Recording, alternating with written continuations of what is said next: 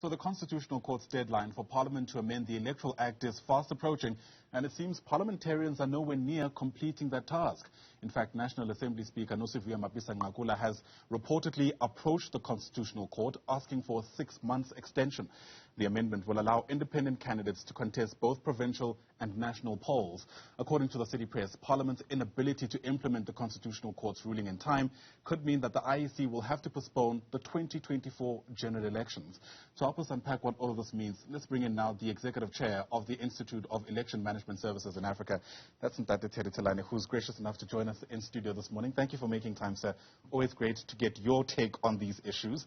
There are multiple scenarios that could unfold, and I'm hoping we'll be able to kind of carve the implications either way.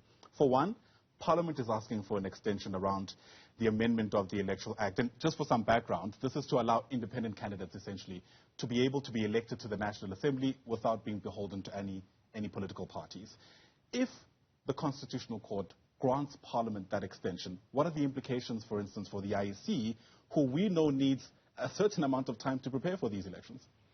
Well, in his judgment, Justice Madlanga did outline the reasons why Parliament was given 24 months to basically remedy the defect in the Electoral Act.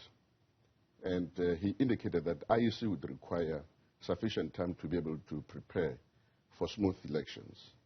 But also those who are intending to participate in the electoral processes would require sufficient time to be able to participate either as political parties or independents. Now, that obviously would mean that IEC is forced to work within a very short time frame and implement a system that it does not know. So preparation for a system that does not even exist would be difficult for the IEC, because IEC can't implement an act that has been has been declared to be unconstitutional. Right. You know, so those are the implications. In other words, the IEC can't move until Parliament starts at work, right? Absolutely.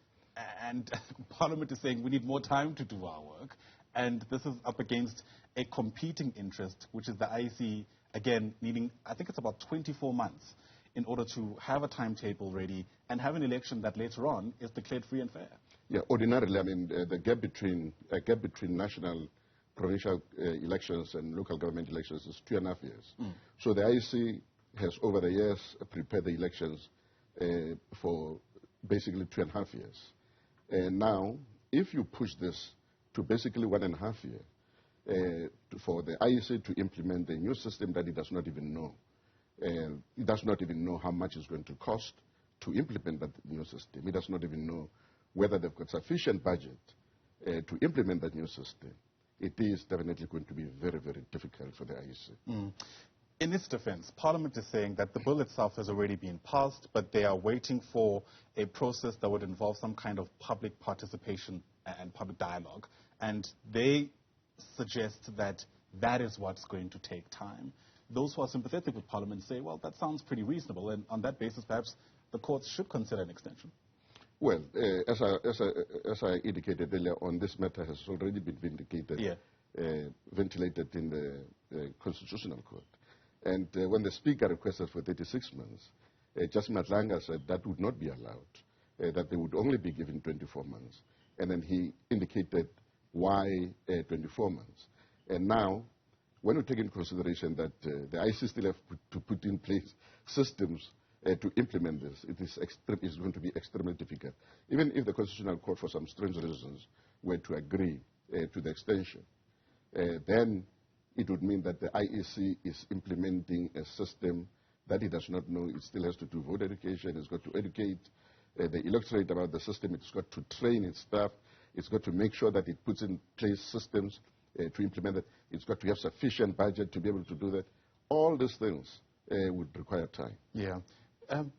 From your experience about what it takes to pull off an election, how complex is the work that sits before Parliament, actually, to be able to amend this act such that independents can do what the Constitutional Court believes they should be allowed to do? Because the reality is that we've never been here before. Well, I had hoped that Parliament was actually going to be relying largely on the Municipal Demarcation Board to help it in terms of demarcation of the constituencies.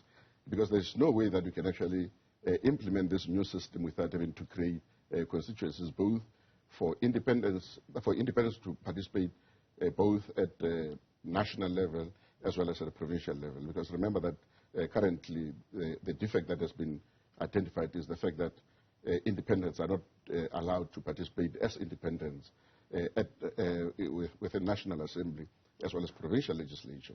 So it would mean that a system would have to be developed to create constituencies. Now, I've always argued that because Municipal Demarcation Board has got the experience, the expertise, the data sets, and they would be in a position to do so. But remember also, Francis Labet had actually made a suggestion in terms of how many constituencies the country could be divided into. That could also be another resource that Parliament could actually rely on. But still, it would have to be subjected to a technical committee, and that technical committee already exists. It is the Municipal Demarcation Board. Yeah. I mean, given what still lies ahead for Parliament, we know the deadline is actually June this year to be able to amend that Electoral Act. Do you see them meeting the deadline? I think we will cross that bridge when we can. It's a difficult question, but yep, but the fact that, as we reported earlier on, that the Speaker is already approved in the Constitutional Court, it means that they are unable to meet the deadline. Yeah, and it was a leading question, really, because we throw around the term constitutional crisis quite loosely, I think, sometimes. But if Parliament's unable to meet their deadline, and if the Constitutional Court does not accede to this latest application for an extension, there are those who are really worried that Parliament might then technically be in contempt of court. How do we treat that? I'm as anxious as you are and all these other people who will be saying that, if Parliament is not able to meet its obligations in terms of that judgment, then essentially it would mean that Parliament is actually in contempt of court. And then I think it is a matter that the Constitutional Court would probably deal with, and then they may not be impressed. Yeah, that's one way of putting it. The other reality, of course, is that the Constitutional Court does have, at least theoretically speaking, the option of allowing a delay in the elections. And it's something that's also been ventilated before when we were wondering whether or not the elections could be delayed last year because of the COVID-19 crisis. Is that a possibility that you see perhaps unfolding? Well, if it is not possible for the IEC to have elections within a constitutional stipulated period, it would mean that Parliament itself would now have to deal with the issue of having to postpone the elections. So you recall that last time when the IEC approached the Constitutional Court, the issue was this could actually be a wrong forum for the postponement of, or to change basically something that is constitutionally stipulated. And that for the elections to be postponed, again, the IEC would have to approach Parliament and ask Parliament to consider having an election outside the constitutionally stipulated period. Sure. It feels like we've just survived a nail-biting moment when it comes to these questions, and we're back here again. Thanks very much indeed for helping us place all the possible scenarios. Really do appreciate your time. Thank you very much. And Tselane, of course, is Executive Chair of the Institute of Election Management Services in Africa. We're watching that story quite closely. Hopefully, the Constitutional Court will be able to respond to the National Assembly Speaker about how they feel, given this application for an extension to amend the Electoral Act.